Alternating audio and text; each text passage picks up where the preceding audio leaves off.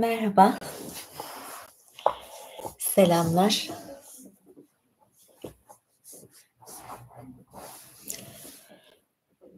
Yaklaşık 35-40 dakikadır bağlantı sorunu yaşıyorum. Yoksa 35-40 dakikadır böyle şu ışıkların altında uğraşıyordum.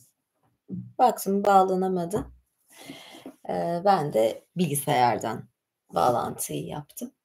O yüzden böyle biraz, sanki sıkışık gibi bir hâlim olabilir. Kusura bakmayın. Yoksa yani 10.30'da yayını, açıyordum yani her şeyimle hazırdım. Bu telefondaki ısrarım ise böyle yaptığım zaman yayın HD oluyor. Ama şu şekilde yaptığım zaman HD olamayacak maalesef çok büyük ihtimalle. Bazen internet sorunu da oluyor ve bir bağlantı sorunu oluyor. Kusura bakmayın. Şimdi ben ne yapıyorum? Böyle ayarlarken de biraz şey yaşadığım için kendi kendime bu saate kaldım. Ben bunu yapana kadar yoruldum. Çok daha enerjiktim. Böyle bir durum var. Mesajlara birazcık bakayım. Oh, am I your Shakti, ha?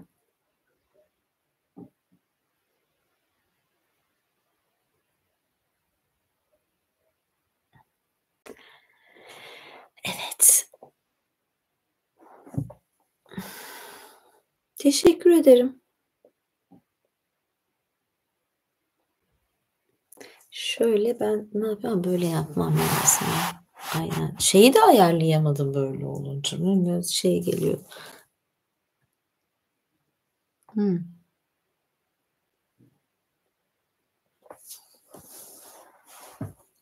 Şöyle otursam mı acaba yukarıya, aşağıda mı kalsam acaba? Bence de çok güzel.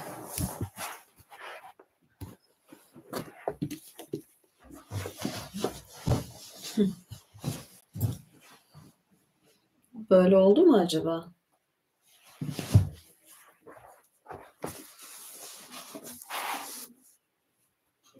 Evet. Yani gerçekten şu acemiliklerimden bir kurtulamıyorum yani. Şöyle bir rahatlık falan işte tek başına böyle oluyor.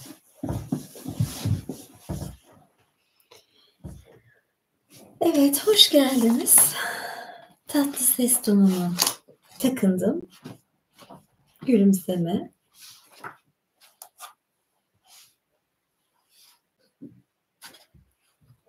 Ne okuyalım, ne okuyalım. Bugün bildiğiniz klasik bir masal okuyacağım size.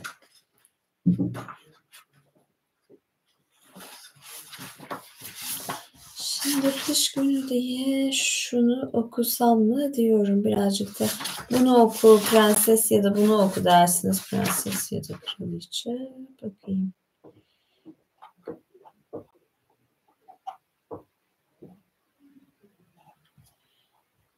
Şöyle.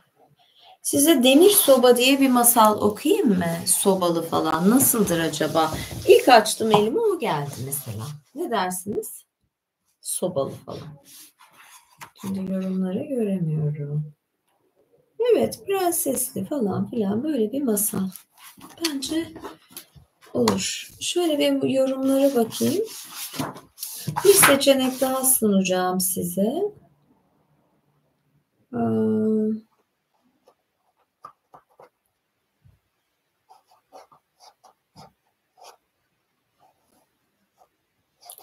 Şöyle bakıyorum. Kurşun asker falan ne dersiniz? Kurşun asker okumayayım. Yok ya, Demir Soba'yı okuyacağım ben. Şöyle bir yorum ki benim kararım oluyor. En sonunda son söz bendedir.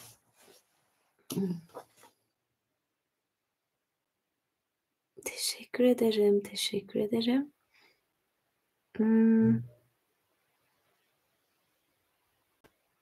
Yani şöyle bir şey, aslında bir sohbet yayını yapmak istiyorum. Biraz soru cevap yapmak istiyorum.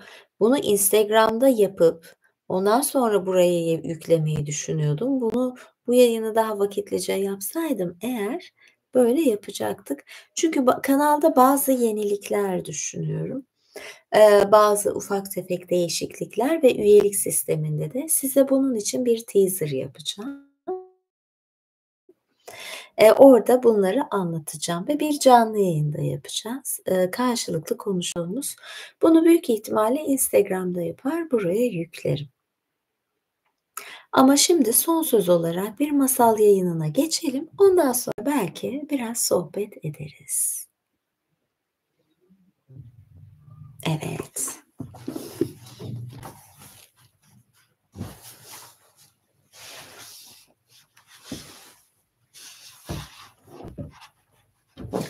Bunu da sırtıma alayım ben. Evet, rahat edelim. Bir varmış, bir yokmuş. Evvel zaman içinde, kalbur zaman içinde bir kralın oğluna bir cadı büyü yapmış ve onu bir ormanda bulunan büyük bir demir sobanın içine hapsetmiş. Prens yıllarca bu şekilde yaşamış. Kimse onu oradan çıkaramıyormuş. Sonunda bir kız gelmiş bu ormana. O bir kralın kızıymış, yolunu kaybetmiş ve babasının kralı olduğu ülkeye geri dönemiyormuş. 9 gün boyunca dolaşmış durmuş. 9 gün. 9 bir tamamlanma sayısıdır 9 gün vurgusu. Nereden geliyor, nereden gidiyorsun prenses? Babamın krallığına giderken evet. 9 gün boyunca dolaşmış durmuş. Sonunda prensin hapsolduğu sobanın yanına geldiğinde bir ses duymuş. Nereden geliyor, nereye gidiyorsun?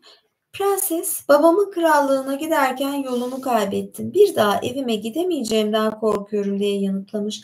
Bunun üzerine sobanın içinden gelen ses, eğer sana söylediklerimi yapacağına söz verirsen evine en kısa zamanda dönmene yardım edeceğim. Ben babanınkinden bile büyük bir krallığın prensiyim ve yardım edersen seninle evleneceğim. Prenses çok korkmuş ve genç bir kızın kocaman bir demir sobayla ne işi olabilir ki diye düşünmüş. Ama evine, ailesine dönmeyi her şeyden çok istediği için prensin teklifini kabul etmiş. Prens, şimdi seni evine yollayacağım ama geri gelmeli ve yanında da bir bıçak getirmelisin. O bıçakla sobada bir delik açacaksın. Sonra prensese rehberlik yapacak birini vermiş. Rehber yol boyu hiç konuşmamış. Sadece prensesin yanında yürümüş. Ama 2 saat içinde evine varmışlar. Prensesin geri gelmesi şatoda bir bayram havası estirmiş. Kral kızına sarılmış ve onu öpücüklere boğmuş. Ama kızı rahatsız eden bir şey varmış. Sonunda sıkıntısını babasına anlatmış. Sevgili babacığım, başıma gelenleri dinle. Büyük ıssız ormanda yolumu kaybettim. Eğer önüme çıkan demir sobaya onu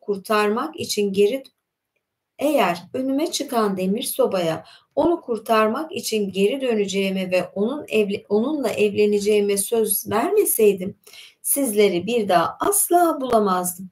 Yaşlı kral biricik kızını kaybedeceğini düşününce o kadar korkmuş ki az daha bayılıyormuş. Oturup ne yapacaklarını konuşmaya başlamışlar. Sonunda prensesin yerine değirmencinin dünyalar güzeli kızını göndermeye karar vermişler. Kıza bir bıçak verip oraya götürmüşler ve sobada bir delik açması gerektiğini söylemişler. Kız 24 saat uğraşmış ama delik şöyle dursun küçük bir çizik bile açamamış sobada. Gün ağarırken sobadan bir ses gelmiş. Sanırım güneş doğuyor. Evet diye yanıtlamış kız. Sanırım babamın değirmeninin sesini duyuyorum. Demek sen değirmencinin kızısın. Hemen buradan git ve kralın kızına gelmesini söyle. Çok büyük ihtimalle burada hani o sobada delik açabilecek ancak bir kral kızı oluyor. Yani bir prenses delik açabilir. Nasıl Excalibur'u gerçek bir kral, bir prens o kayadan çıkarabiliyorsa burada da deliği ancak bir kız açabilir. Yani bir kral kızı açabilir diye tahmin ediyorum.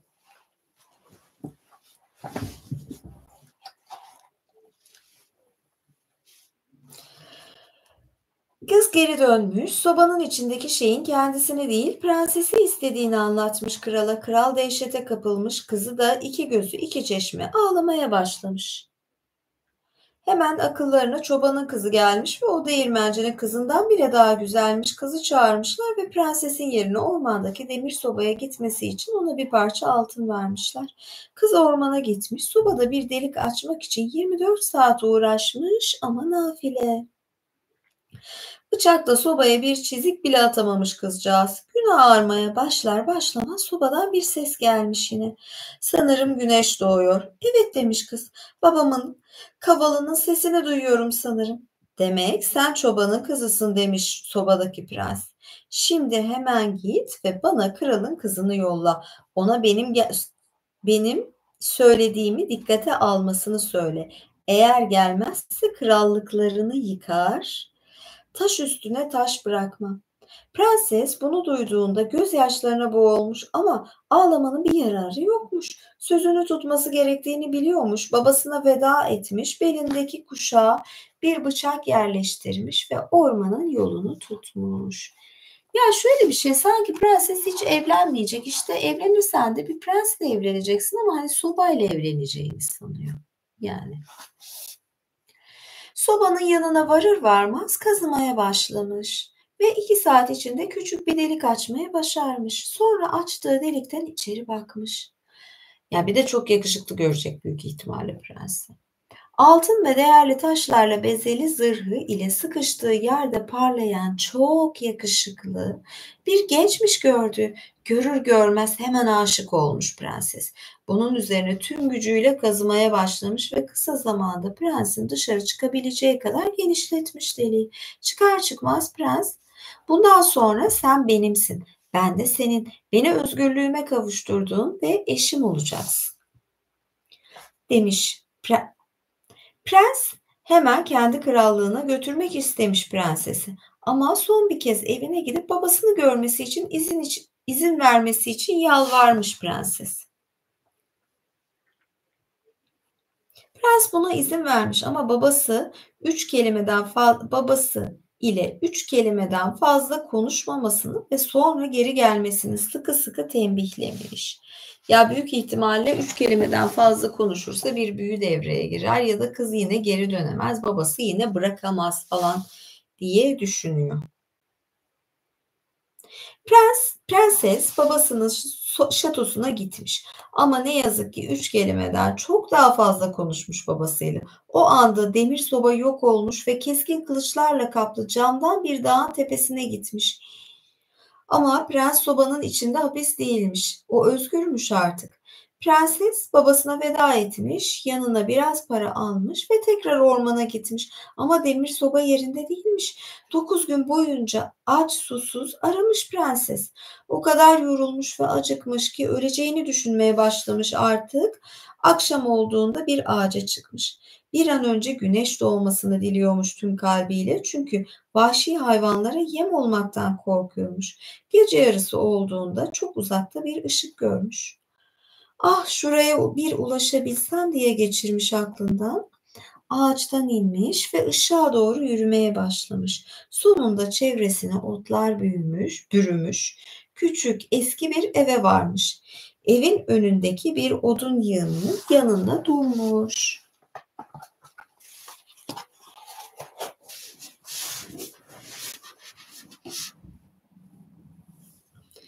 Şu halime bak, kim bilir nereye geldim diye düşünmüş ve pencereden içeri bakmış. İrili ufaklı bir sürü kurbağa görmüş içeride. Bir de üstündeki tabaklar, çatal ve bıçaklar, kadehler gümüşten olan harika yemekler ve şaraplarla donatılmış bir sofra. Cesaretini toplamış, kapıyı çaldığında kocaman, şişman bir kurbağanın sesini duymuş. Çarpık bacaklı küçük yeşil kurbağa, git şu kapıyı aç bakalım. Kimmiş bu saatte gelen, anlayalım.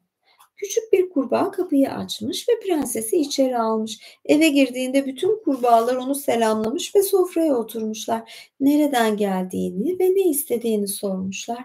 Prenses başından geçenleri anlatmış onlara. Babasıyla 3 kelimeden fazla konuştuğu için sobanın kaybolduğunu ve prensini bulana kadar dağ tepe demeden dolaştığını söylemiş.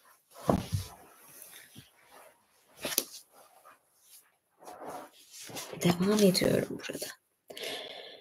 Bunun üzerine kurbağaların en yaşlısı konuşmuş. Çarpık bacaklı küçük yeşil kurbağa, şu arka odadaki dolaba git bakalım. Eski sandığın içindekileri hatırlayalım. Küçük kurbağa gitmiş ve biraz sonra büyük bir sandıkla geri gelmiş. Prensese yiyecek ve içecek bir şeyler vermişler. Sonra da onu odasına götürmüşler. İpek çarşaflarla kaplı yatakta deliksiz bir uyku çekmiş ve gün ağarırken uyanmış prenses. Yaşlı kurbağa ona büyük sandıktan çıkardığı 3 şeyi vermiş ve onlara çok iyi bakmasını söylemiş. Prenses kurbağanın verdiği 3 büyük iğneyi, koca bir tekerleği ve 3 cevizi de yanına alarak oradan ayrılmış. Sevdiği adama yeniden kavuşmak için Cam Dağı, 3 keskin kılıcı ve büyük gölü geçerken ihtiyacı olacakmış bunlara. O yüzden hiçbirini kaybetmemesi gerekiyormuş. Önce aşması gereken Cam Dağı varmış ama dağ çok kayganmış. Prenses yanındaki iğneleri arabasının altına takmış. Böylece kaymadan dağa tırmanabilmiş. Dağı aştıktan sonra iğneleri özenle sarmış ve kaldırmış.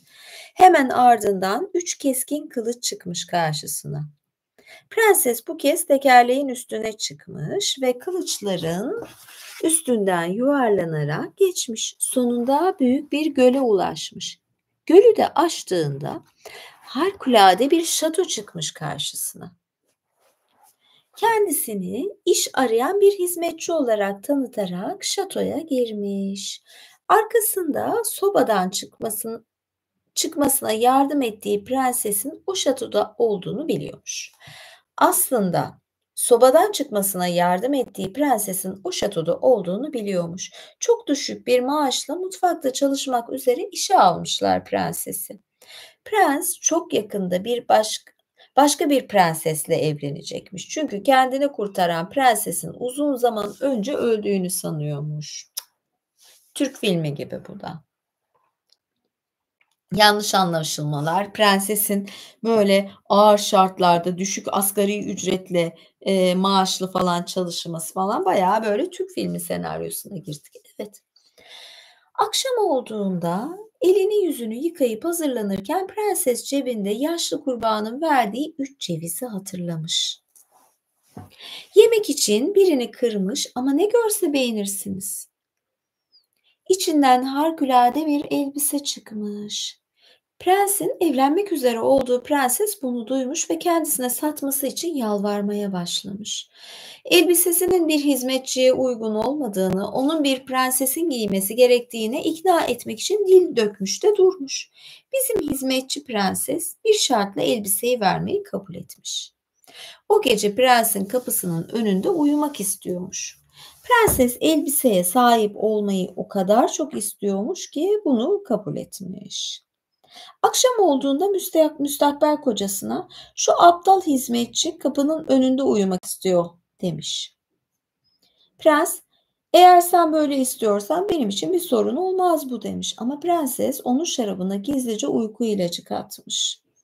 Prens odasına gitmiş ve çok derin bir uykuya dalmış, hiçbir şey duyacak durumda değilmiş. Hizmetçi prenses bütün gece gözyaşı dökmüş, sürekli ben seni o vahşi ormanda hapsedildiğin sobadan kurtardım. Seni bulmak için Cam Dağları, keskin kılıçları, büyük gölü aştım. Ama sen sesimi duymak istemiyorsun diye ağlamış. Diğer hizmetçiler onun söylediklerini duymuş ve sabah olduğunda efendilerine aktarmışlar. Ertesi akşam hizmetçi prenses yine elini yüzünü yıkamış, sonra cevizlerinden ikincisini kırmış ve cevizin içinden ilkinden bile daha güzel bir elbise çıkmış. Prensin evlenmek üzere olduğu prenses elbiseyi görür görmez satın almak istemiş. Yine moda tutkusu, kıyafet, güzellik. Kadınların zaafı. Hizmetçi prenses elbiseyi para karşılığında vermeye yanaşmamış. Tek istediği geceyi yine prensin kapısında önünde ağlayarak geçirmekmiş. Bunu kabul eden prenses bir gece önce yaptığı gibi prensin şarabına uyku ilacı katmış. Hizmetçi tüm gece ağlamış ve prensese yakarmış. Ben seni o vahşi ormanda hapsedildiğin sobadan kurtardım. Seni bulmak için cam dağları, keskin kılıçları ve büyük gölü aştım. Ama sen sesimi duymak istemiyorsun. Diğer hizmetçiler onun tüm gece nasıl ağladığını duymuşlar ve sabah olur olmaz prenslerine her şeyi anlatmışlar. Demek ki hizmetçilerin işbirliği. Üçüncü akşam hizmetçi prenses elini yüzünü yıkadıktan sonra cebindeki son cevizi kırmış, içinde ilk ikisinden bile daha güzel saf altından yapılmış bir elbise bulmuş.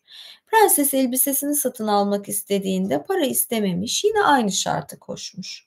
Yani gerçekten o evlenmek isteyen prenses de ama tabii elbiseleri almak için nasıl kandırırım falan diyor. Geceyi prensesin kapısının önünde geçirmek istemiş. Neyse ki bu kez prens müstakbel eşinin verdiği uyku ilaçlı şarabı içmemiş. Gece hizmetçi prenses ağlamaya ve yakarmaya başlamış yine. Sevgili prensim, seni o korkunç ormandaki demir sobadan kurtardım. Bunu duyan prens hemen dışarı fırlamış. Haklısın, sen benimsin, ben de senin demiş. Hizmetçi giysileri içindeki gerçek aşkını kollarına alarak gece olmasına rağmen prens at arabasını hazırlatmış ve hemen oradan ayrılmışlar. Büyük gölü bir sandalla aşmış, 3 keskin kılıcı tekerleğin üzerinde birlikte geçmiş ve cam dağa tırmanırken 3 iğneyi ayaklarına takmışlar. Sonunda küçük eski bir eve ulaşmışlar. O küçük eski eve ulaşmışlar. İçeri girdiklerinde ev bir anda büyük bir şatoya dönüşmüş. Kurbağalar üzerlerindeki büyüden kurtulmuşlar ve bunlar bir kralın çocuklarıymış aslında. Mutlulukla koşturmaya başlamışlar bir sağa bir sola. Prensesle prenses evlenmiş ve bu şatoda yaşamaya başlamışlar. Ama prensesin babası yalnız kalmayı sevmediği için bir süre sonra o da onların yanına gitmiş. Böylece 2 krallığa, 2 şatoya sahip olmuşlar. Yaşamlarını mutluluk içinde sürdürmüşler. Onlar ermiş muradına, biz çıkalım kerevetine. Masal böyleydi. En baştan yani babasının yanına beraber gitselerdi kızı istemeye bunlar olmayacaktı bu kadar bu büyüler falan yani. Değil mi? Şöyle bir yorumlara bakayım.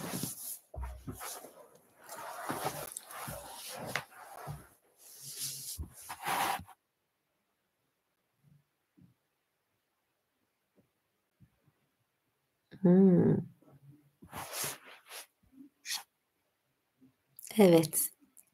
Evet, güzel bir masaldı ya. Çok, diğerlerine benzemiyordu. Tabii ki tipik olaylar var. 3 tane şeyden aşma durumu var. 3 meseleyi, 3 sorunu aşma var. 9 var. Teşekkür ederim Yavuz Bey. Yayınlarıma katkılarınızdan dolayı teşekkür ediyorum.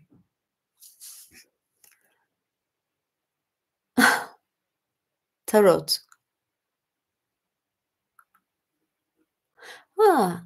Aslında tarot bakmadım önceden. Doğruya doğru. Ama tarot bir hissetme ve o zamanki açılım yapma sanatı. Tarot bakabilirim aslında.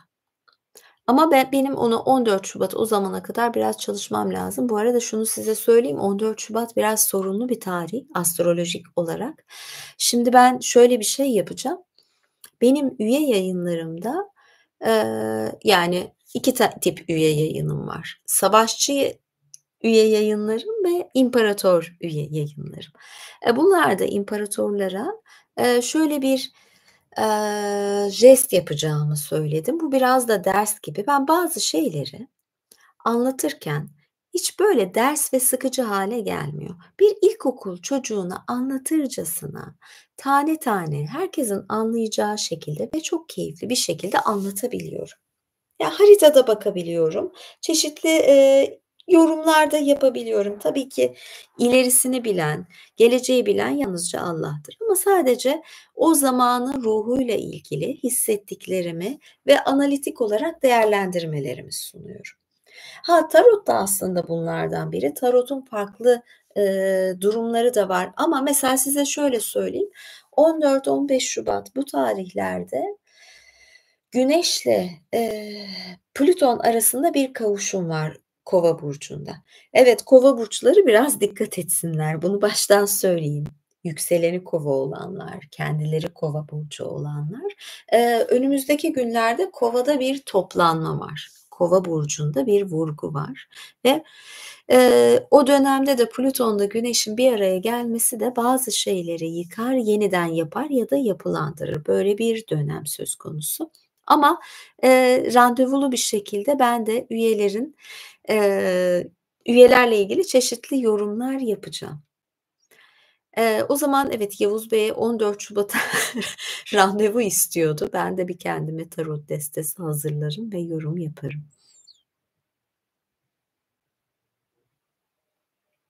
Ay, kapımda ağlayanlar varmış. Böyle bir şey hatta şöyle bir şeyler de yapmayı düşünüyorum. Çünkü bu konularda da dediğim gibi ben senelerce bu konuda eğitim aldım. Çakralar, yoga terapi, bedendeki bölgelerin neyi tezahür ettirdiği ve bunun psikolojik açılımları. Tamam, doktor değilim ama üzerlerine oldukça çalıştım. Yani bazı şikâyetlerinizi söylediğiniz zaman size bunun altında yatan başka psikolojik nedenleri anlatabilirim. Yani size şimdi bunlarla ilgili ufak bir tanıtım da yapmış oldum. Üyelikte böyle şeyler yapmayı düşünüyorum. Ya belki ufak resim dersleri falan da veririm sonradan, yani dediğim gibi. Biraz daha, bu, altyapımı, birikimi, bilgimi, yeteneğimi ve senelerce yaptığım çalışmaları böyle değerlendirmek, paylaşmak istiyorum.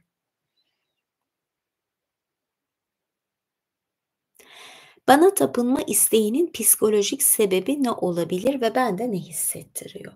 Bazı kişiler daha alfadır ve baskın karakterdir, dominanttır. Esasında ben, eril yapıda bir insanım. Yani bir kadın olabilirim ama bende eril enerji bazı bakımlardan oldukça yüksek ve bendeki bu alfa tarafa, dominant ve eril tarafa, emm bir saygı oluyor. Siz erkek olabilirsiniz ama sizde de aslında dişil taraf vardır. İtaat etmeyi seven taraf vardır ya da çocukluğunuzda yaşadığınız çeşitli travmalar ya da oyunlar, belki de çocukluğunuza dönmek istiyorsunuz. O huzurlu günlere, belki annenizin dibinde oynama isteği, bunun gibi şeyler var altyapısında. Yani ben bunları da çok araştırdım aslında. Hani, buradaki eğilimlerin sebebini ve bendeki, hani, bu baskın tarafta, eee, insanları çekebiliyor. Ufak bir psikolojik açıklama. Bunları daha derinlemesine zaten üyelik yayınlarında da konuşuyoruz. Var mı başka sorunuz daha? Yanıtlayabilirim. Madem sohbet yapacağımı söyledim, siz de bu kadar beklediniz. Ufak bir savaşçı yayını yapabilirim, evet. Çünkü saat geç oldu. Ben bu kadar bağlanma sorunu yaşayınca biraz yoruldum da sonra da biraz, şey yapacağım açıkçası. Üzerimde şortum var, yani bu bir şort. Siz bu kadar şey görmeye çalışsanız da bu bir şort. Böyle de yani biraz, benim belimi rahatlatmam lazım. Hafif sırtım ağrıyor, belimde, bacaklarımda. Birazcık ben de esneyeceğim, biraz kendimi rahatlatacağım. O zaman da, eee, konuşurum, yayın açarım. Böyle oldu. Kaç gündür gerçekten yoğun günler yaşıyorum, yorucu günler. Şimdi biraz daha rahatladım ve yayın açtım. Yüzüm gülüyor, enerjim daha iyi. Ya, haklısın, evet, yoruldum, ama söz vermiştim, ben de sözümde tutarım. Kısa da olsa yayın yaparım, sonra daha uzun yayınlar yaparız ya da dediğim gibi soru cevaplı yayın da açarım. Kolyem bir ank. Özel olarak yaptırdım, boyutu da. Yani bunun mesela altın olmasının ayrı önemi var. Boyutunun, ölçüsünün falan hepsi, ona göre aslında matematiksel olarak. Yani bunun bana faydası var. Ama herkesin de kendine göre bir işareti olur. Mesela bu bana iyi gelen bir şey ama belki başka bir kişiye farklıdır. Mesela erkekler altın takmasın ama kışın kadının altın takması onu ısıtır.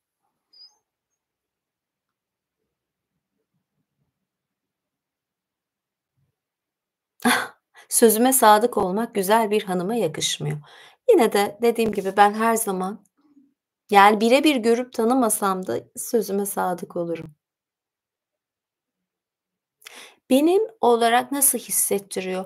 Şöyle hissettiriyor, her şey aslında olması gerektiği gibi hissettiriyor. Belki de önceki hayatımda bir kraliçeydim, bilinmez. Yani böyle bir şey varsa, önceki hayat varsa ya da önceki hayattan gelen tezahürler ya da onlarla olan bağlantılarım.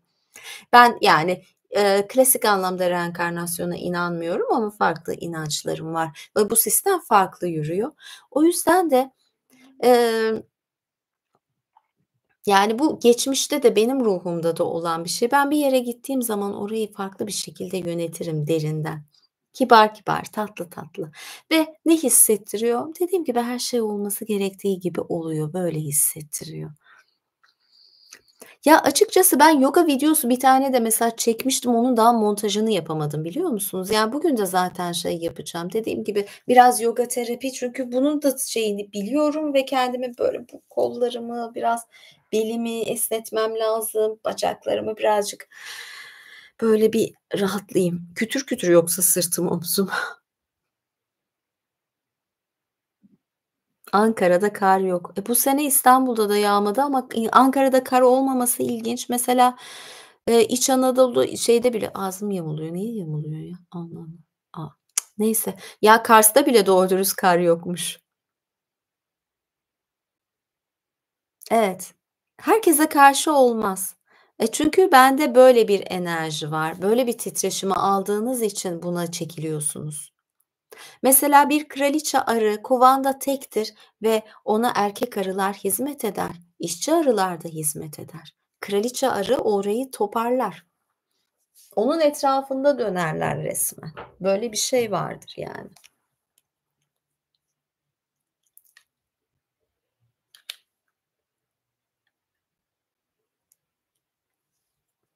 Dinlenme koltuğu.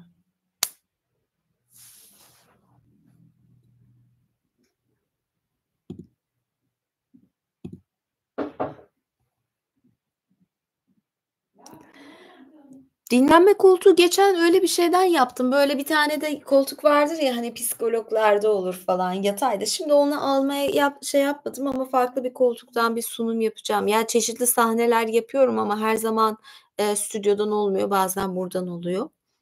Şu anda fena değilim ama ya sizle konuşunca da güzel bir enerji alıyorum zaten.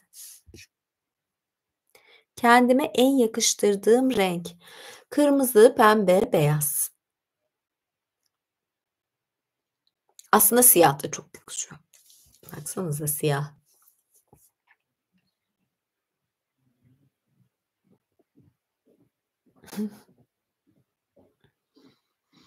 Evet, teşekkür ederim. 79'luyum. Yaşım kaç onu söylememe gerek yok. Çünkü insan hissettiği ve gösterdiği yaştadır ama doğum tarihimi söyleyebilirim. Evet, herkese iyi geceler, iyi hafta sonları diliyorum.